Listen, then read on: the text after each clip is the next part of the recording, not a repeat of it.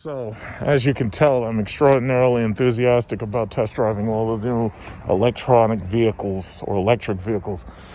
This is the Volkswagen ID4. Every single one of these things looks to be close to like the size of a Ford Escape or your typical small SUV. I was actually really surprised by how much space was inside the Mustang, but I guess a lot of that comes from the fact that they're able to make more leg space since these things don't have, engines, and they usually have a floor that's filled with batteries as per the Tesla models. But this is it. This is the ID4. Now, I will say this, the biggest problem with all of these things is that unlike Tesla, they can't promise you 300 solid miles of range. I really think 300 miles needs to be like the standard. So, what we got?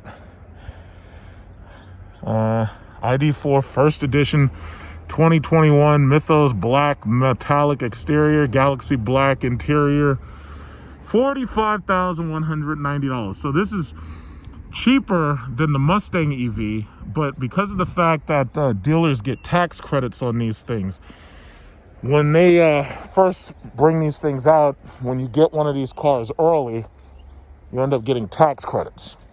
So I believe that the tax credit that they're offering right now is $7,500 or something like that. And you might even save more money if you have like business leasing. But it's not a terribly big vehicle. See, ultimately, these things are going to really do a lot better when they're able to build them the size of a Jeep Grand Cherokee or the size of even a Nissan Versa, or when they're able to build them the size of, say, a Ford Explorer. But for right now, the absolute king of electric vehicles is this bastard right here. It's this Tesla. You can't beat these for right now. These Teslas really, you can't beat these things right now. Because the problem is they offer more range. They've got that Tesla advertising and the brand name. They've got the cult personality going for them. So ultimately right now, these are the bad boys right here. The 3 and the Y are selling like hotcakes. Yeah. So let's go drive the ID4. Do they realize that that's the name of the Independence Day movie, ID4? ID4, really? Y'all couldn't come up with nothing else besides ID4?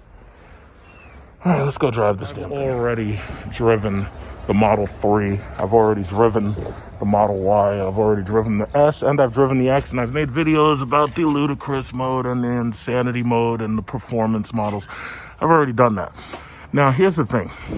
One thing I hate about Tesla is they keep the interiors extraordinarily sparse. So there's things missing that should be here. Like, for instance, even if you have heated seats in the back, there's no heated seat button. Now, when you look at newer products from FCA, you get heated and cooled seats and you get the buttons right there. Yeah, this thing comes with the USB-C ports right there, but that's too sparse for me. So they keep everything so simple. So this is the window switch. This is the door lock unlock, right? But then you get to silliness where, for example, you don't have simple things like moving the steering wheel.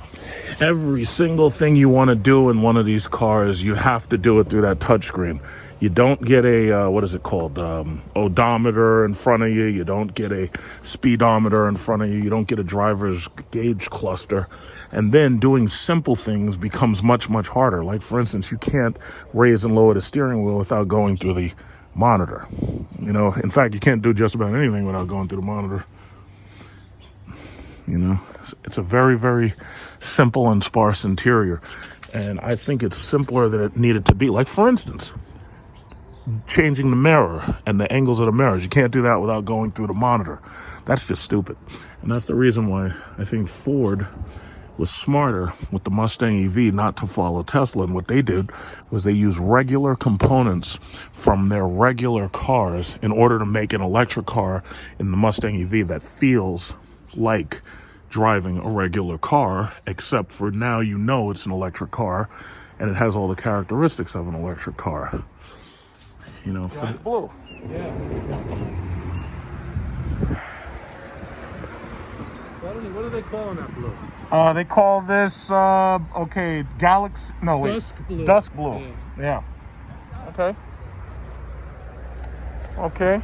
And it's a first edition, right? Yeah, there we go. First edition. Okay. And we thought this was our test drive car, but then this one came in. Oh, you have another black So one? I'm not. Okay. I don't have the key. That one hasn't been stocked in yet. It just arrived. Okay. But I got one down here for the headlight. Okay. Okay, black one. Okay, so this is the ID4. Once again, I'm very glad that they were smart enough to say, you know what, forget what Elon Musk is doing. What we're going to do is we're going to put a simple system right here so that it's easy for people to be able to look straight ahead and be able to see what's coming up without having to use their peripheral vision to look over here. Mustang's EV did that, and I'm really glad that Volkswagen did that too. So what they have here is a capacitive touch screen. Now you touch that button right there, radio goes on and off, right? So it's actually very, very simple. There's a lot of space in this car. In fact, I have to say, I'm actually more comfortable, I would say, in this than I am in the Mustang EV.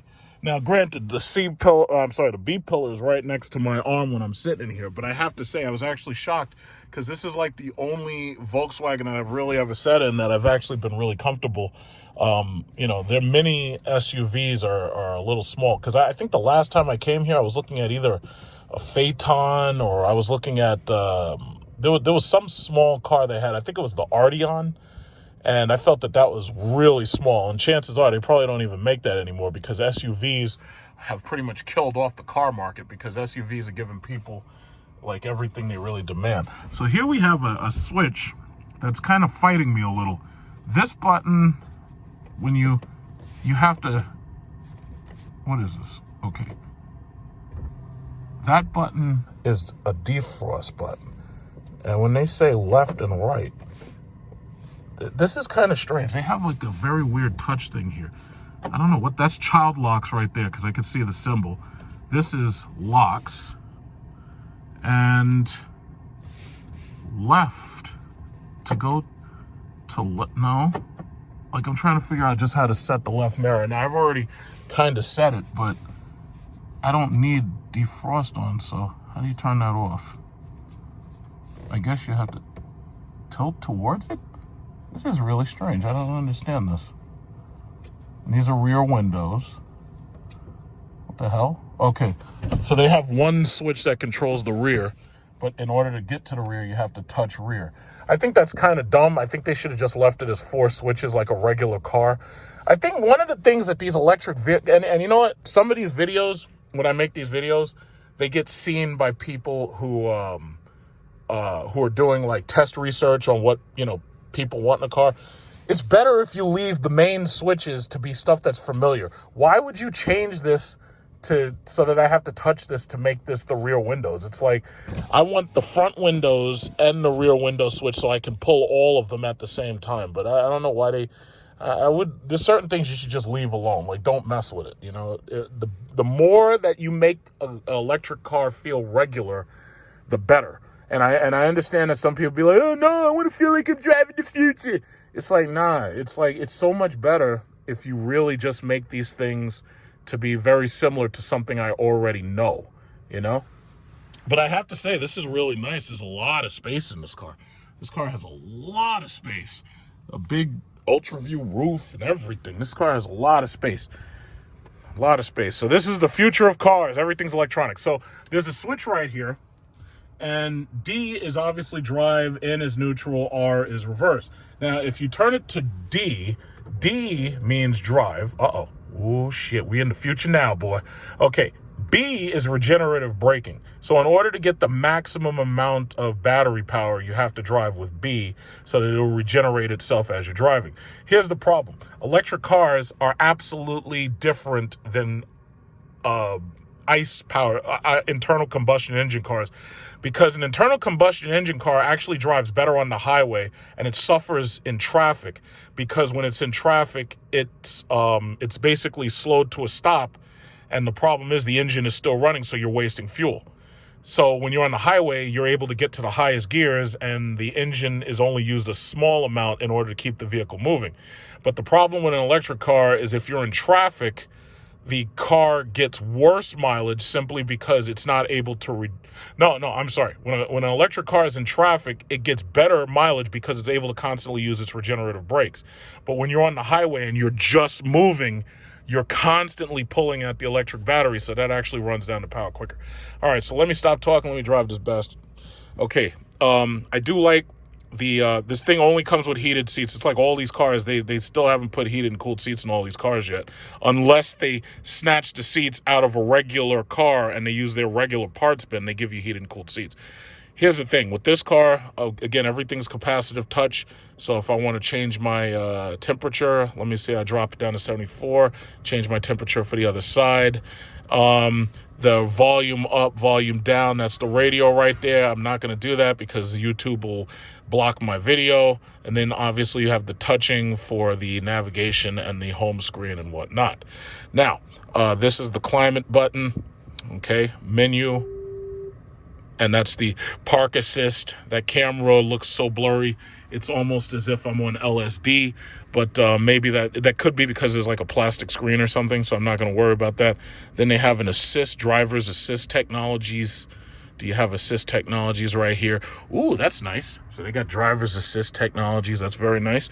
Okay, then they got modes right here. So what kind of mode you got? Eco mode, sport. We're going to drive in sport mode because we're going to run down all the electricity. We're going to drive in sport mode. And eco is obviously to save as much energy as possible. Your range is there. Your range right now is 200 miles. Cruise control is off. I'm not sure if they have adaptive cruise, which they probably do. And I'm also not sure if they have autonomous driving where the car can drive itself. But right now, when it comes to autonomous driving, Tesla's pretty much ahead of everybody, except for, I believe, Lucent has a LiDAR technology that they're putting in their cars. And I think Lucent might end up being ahead of Tesla, but technically I think Tesla's really got that locked down. So here we go. We're in drive, and if you want to put it into park, you hit that button right there, and it goes to park. And if you want to go back to drive, you turn that, and it goes into drive. If you want to go into reverse, you turn that, and it goes into reverse. If you want to hit neutral, that's neutral, and back into drive. There you go. Okay, so we should be in drive, and we should be in sport mode. Okay, let's move it. Let's go, because I know nobody wants to hear me talk. Everybody wants to see me drive this sucker. Okay, here we go. Here we go. Okay, we're in drive. Okay, we're in drive. We're in drive. All right, let's go. Car is virtually silent.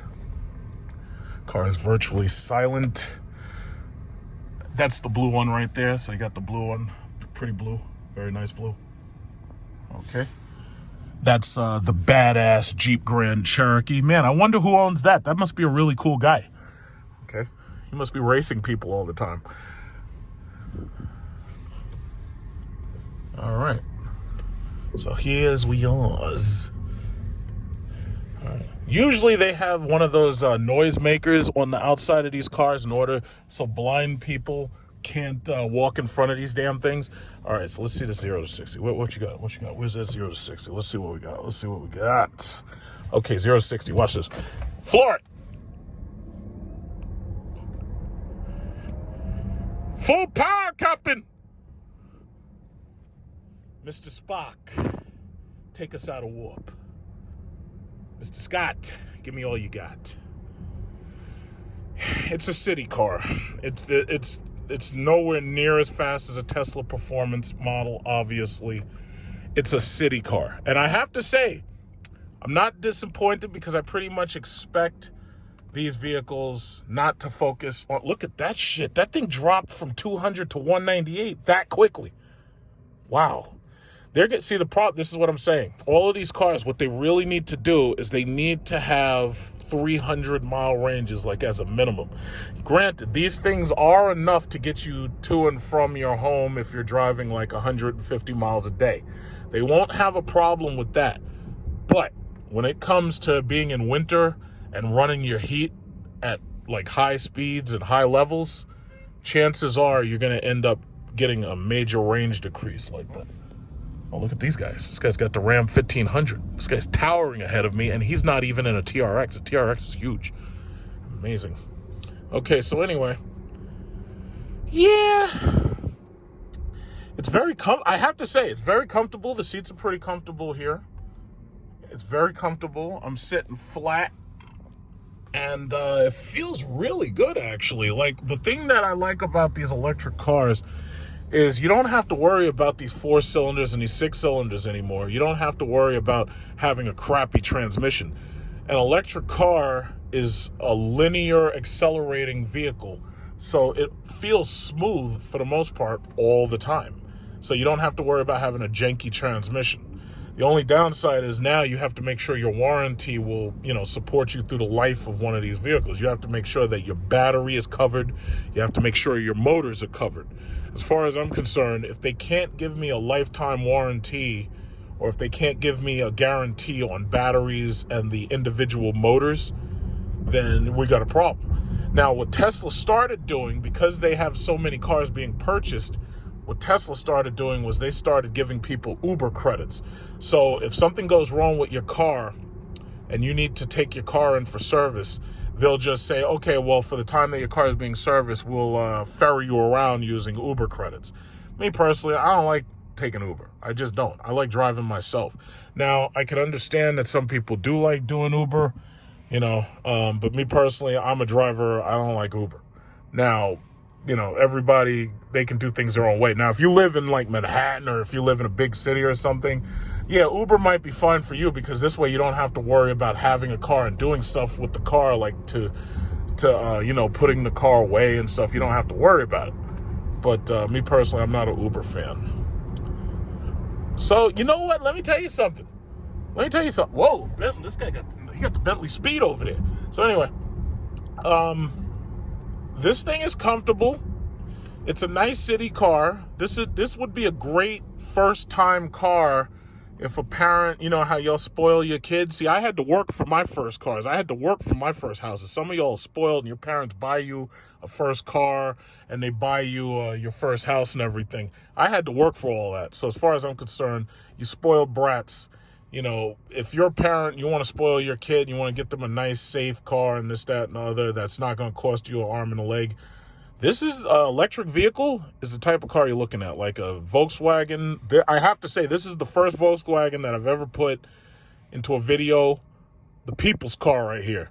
And I have to say, I'm very impressed. If this was the only exposure I had ever had to a Volkswagen, I would probably have nothing but good to say. This is a really nice vehicle. All of these electric cars drive the same to me. The only difference is how fast do they accelerate, how long do the batteries last, and how much do they cost.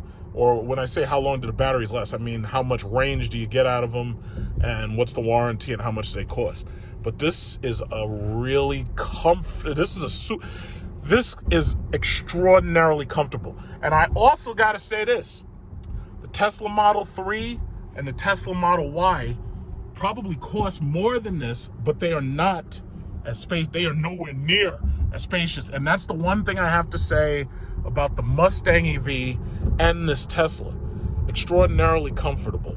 I love the comfort level in these things. Look at that. And that beautiful, I gotta say, they also did a great job with the touchscreen.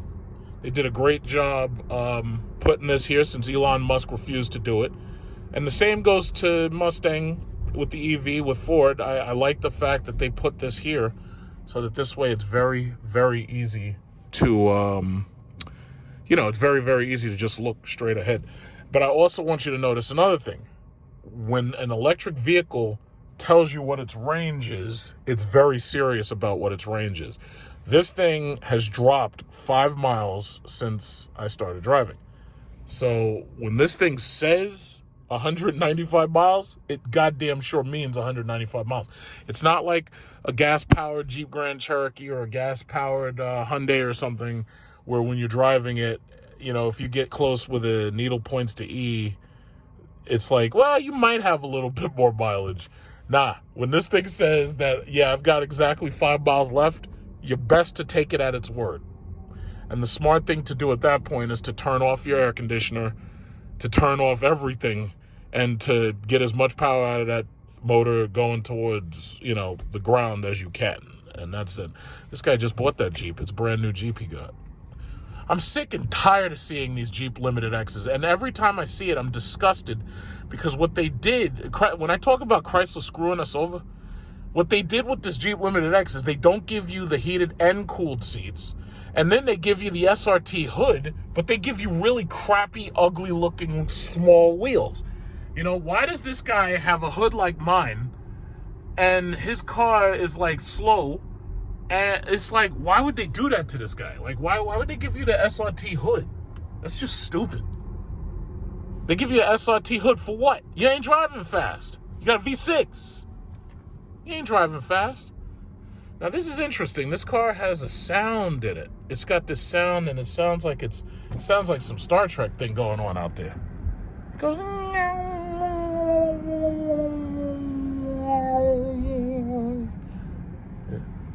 Those EV sounds are really interesting. Very, very interesting sound in there. But other than that, the damn thing is dead silent. Dead silent. My recommendation is if you're going to get one of these things, option out your interior, make it as nice as possible. It looks like everything's got these vegan leathers where they don't hurt the animals. They don't box them up and beat the hell out of them and then snatch their skin off. So, they have very, very nice interiors. I don't know how difficult it is to keep this white clean, but if I were to get one of these, any EV, especially if Chrysler builds one or whatever, I would definitely want a nice, luxurious interior. And it would be a very light colored interior. After a while, the black interior is practical, but after a while it gets so depressing. But when you have an ultra view roof and you have what else do you have? When you have an ultra view roof and you have a lighter interior, it really opens the car up and makes it very nice inside.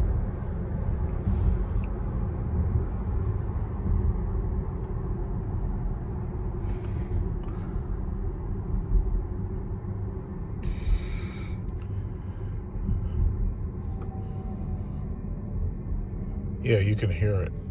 You can hear it slowing down. I have to be really quiet just so you can hear it. Yeah, so once again. See, normally I would attack any 4-cylinder and V6 and call it an EcoBox, but this is slightly different. This is future technology. So I've been bored with most of the new stuff that's been released lately because I don't think that it's very inventive. But when it comes to electric vehicles, strangely enough, I'm very, very excited about electric vehicles. And I know a lot of people, yeah, well, you're not going to take my V8 from me. I built my Subaru. It's fast. You're not going to take that from me, from my cold, dead hands. But eventually, when gas hits like $6 or $7 a gallon, it's like you're going to feel differently. 194 miles, how about that?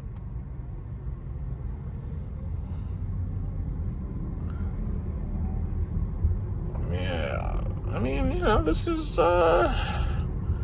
it's a very, very civil vehicle. This is basically a city car.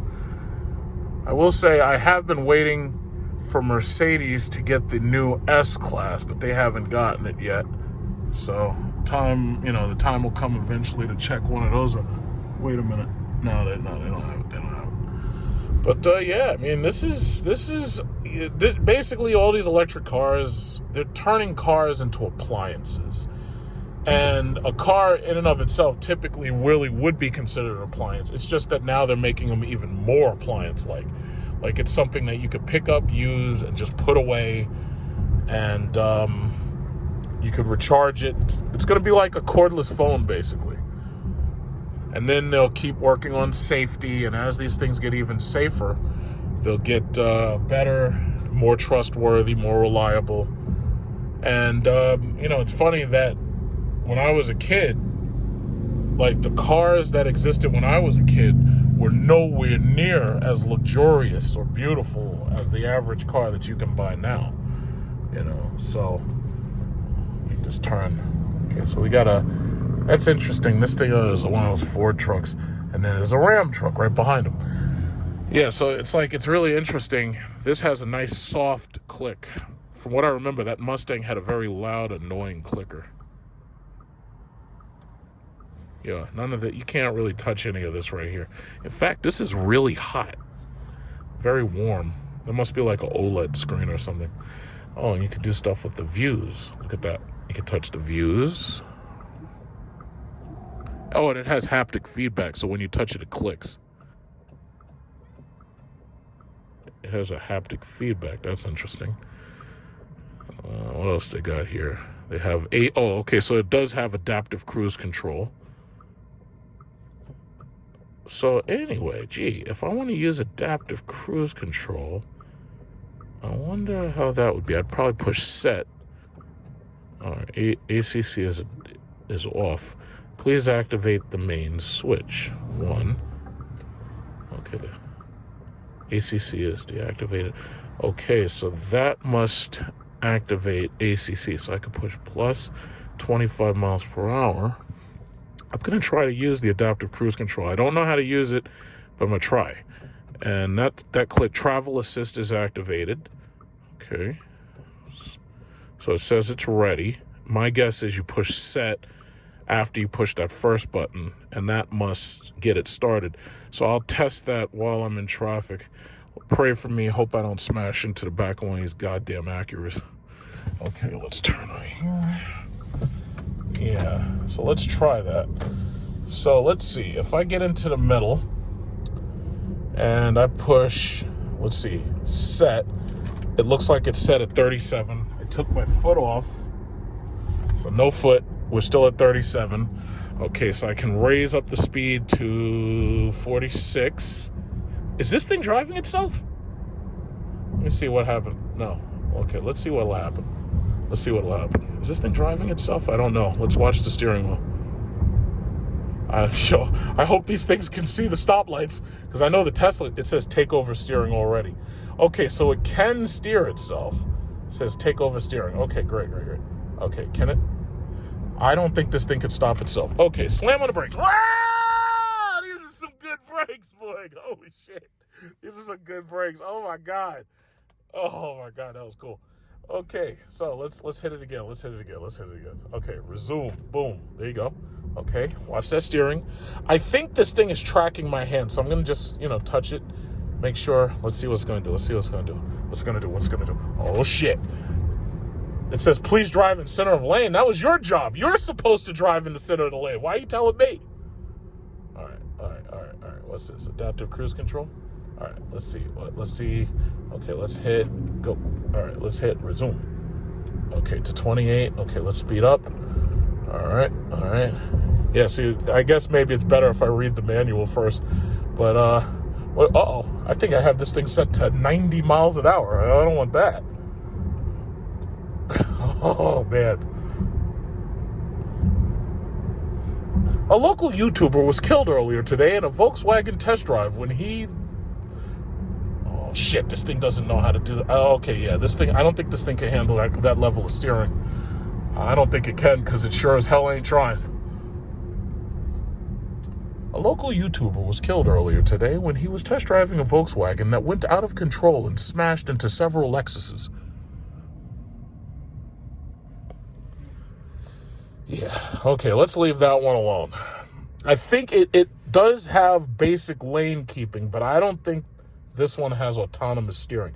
And if I'm not mistaken, this is the rear-wheel drive version. And because it's a rear-wheel drive version, you also don't have that, the all-wheel drive.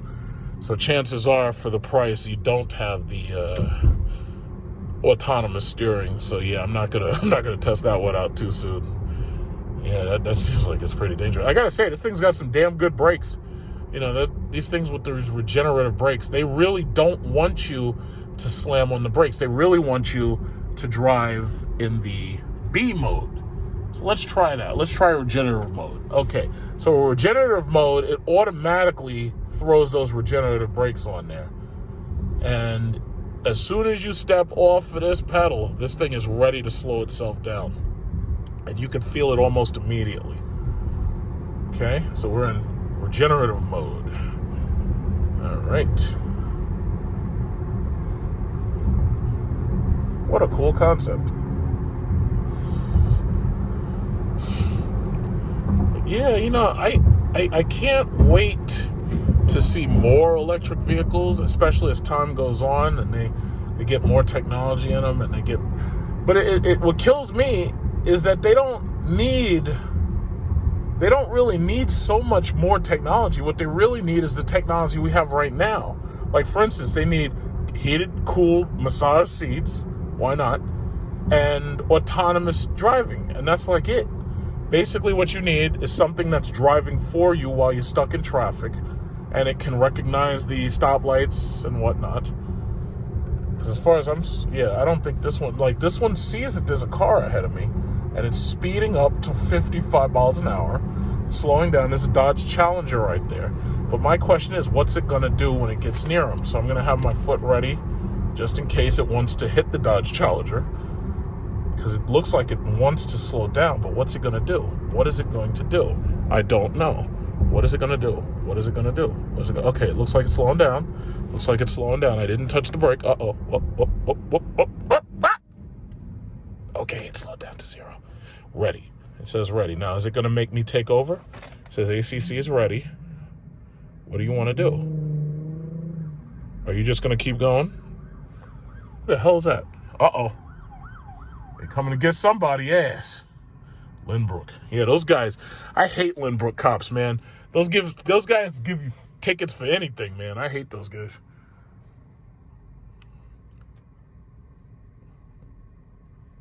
Okay, so it's slowed to a stop. It says ready. What's it going to do? The Challenger's moving, but it didn't start, so I have to push resume. Okay, so it looks like it will not auto resume. That's what it looks like. I could be wrong, but it looks like it won't auto resume. It says ACC is ready. Speed limit 30. Okay, it looks like it won't auto resume. It looks like in order for it to resume, you have to push it. But see, that was the thing that I also liked about the Tesla. You see, the Tesla had the ability, like I did a video with it, Tesla can read those lights, and it can tell that there's 3 lights and 3 lights are red. The Tesla will slow itself to a stop, and it won't blow these stoplights. I really like that. You know? Okay, so now I got to push resume, and then it'll resume. Whew. Okay, now what does it do when it sees the BMW? See, the logical thing for the computer to do when it sees an older BMW is to slam on the accelerator and hit him as hard as possible. Fortunately, Skynet doesn't run these systems yet. But someday, Skynet will have control of these systems. And when it sees like a BMW or a Mini Cooper try to cut you off, what it'll do is it'll slam on the accelerator, accelerate to as fast as it can possibly accelerate, and it will do its best to remove the human from this universe. But, something happened here. Oh, damn, something happened. No, you be careful back there, Mercedes. You're going to get us killed. What are you doing? Oh, damn, something happened. Oh, my God. This is not good. Oh, my God. Look at this kid. Oh, my God. What happened? Oh, my God. What happened up here? See, that's the crazy thing about test drives. You know, see, most professional test drivers, they would edit all this out. They wouldn't put this in there. But not me. Because this is the Big Truck Series show. This is an unprofessional test drive. This is unprofessional as it gets. I hate professionals. They're boring. Oh my God, what's happening up here? Come on, guys, let's go. Jesus Christ. They're slowing down traffic and everything, ruining my day. Okay, Volkswagen, let me tell you something. This is a very awesome car. This is the first car that Volkswagen has made that I actually like, that I really liked. This is easily the first one that you've made that I liked. If you could make an electric oh shit, something tipped over. Oh shit. I gotta put my hand down. Oh my God, something tipped over.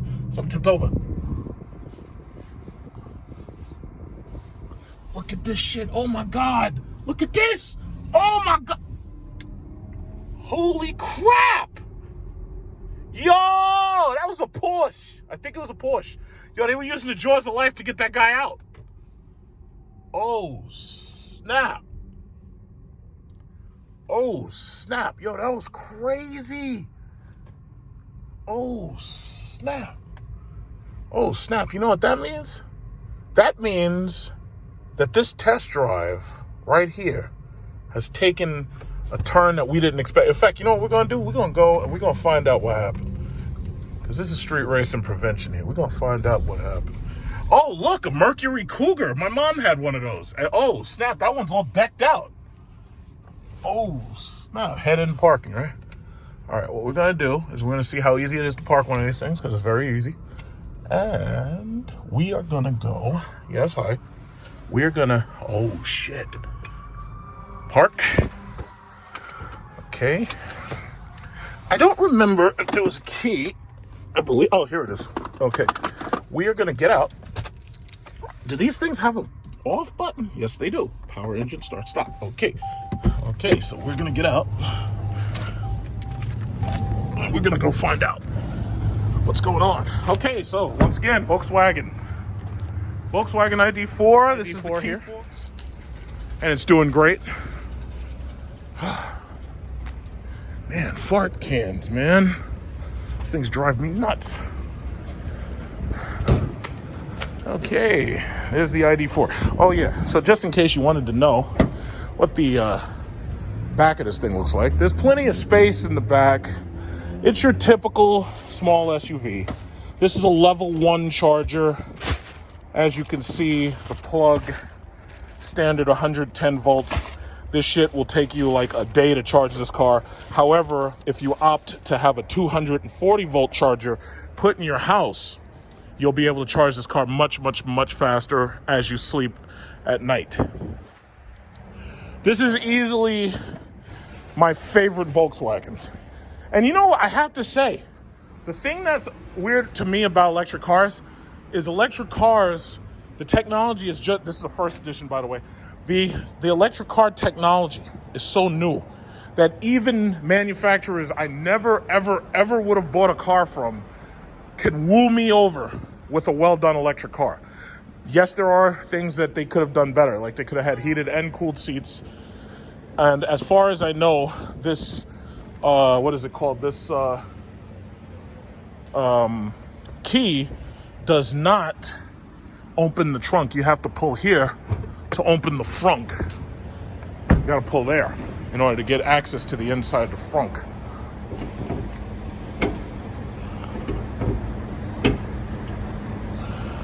Holy shit. This is not a frunk. There's a freaking something in here. What is this, a battery or a motor? Or yeah, this is not a frunk. Oh, so this doesn't even have a frunk. Okay, no frunk.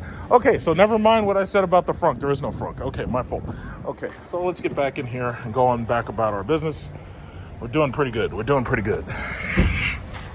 Oh, yeah. So getting in and out of your brand new Volkswagen Independence Day 4. Why would they name it ID4 though? Like, that was the name of that movie with Bill Pullman and Will Smith. Like, why would they do that? But anyway. Id4. Did anybody notice the fact that this car is named after Independence Day? Okay, so anyway, hit that drive. 179 miles. 179 miles. Okay, let's reverse out of here, in fact. Let's see what kind of backup technologies they got. I have to say, Volkswagen and Audi Group usually have the best in safety technologies. That's the reason why I never would ever, if I had like $1 billion and I wanted a supercar, I'd buy a Bugatti. I would never buy no goddamn Koenigsegg, simply because I can't trust Koenigsegg to have the greatest safety technology there is. Volkswagen, all this safety technology, these same technologies exist in the Bugatti Chiron. I would never take a Koenigsegg over a Bugatti Chiron. Where you going? Where you going? Look at this guy. Look at this guy. Look at this guy. Who do you think you is? It's people like you that cause accidents where Range Rovers flip over. What are you doing? Okay, so anyway, I gotta calm down. Okay, so again, Volkswagen. If you're a Volkswagen lover, you're gonna love this car. If you're an electric car lover, especially if you were considering a Model 3 or a Model Y, even though, keep in mind, I'm a Tesla shareholder, I have to say this is a better car than the Model 3 and the Model Y. Now, me personally, I would prefer the Model X, and I'm sure most of you would prefer a Model X. The problem is the Model X is like $80,000, $90,000, but this is more practical than the Tesla Model X. And I also have to say, this is right there on par with the Mustang EV. You know, I'm really, really loving these electric cars, man. And since FCA won't give me what I want, who knows? Maybe my next car I buy could be an electric car. I don't know. But I have to say, Volkswagen, I'm very, very, very impressed.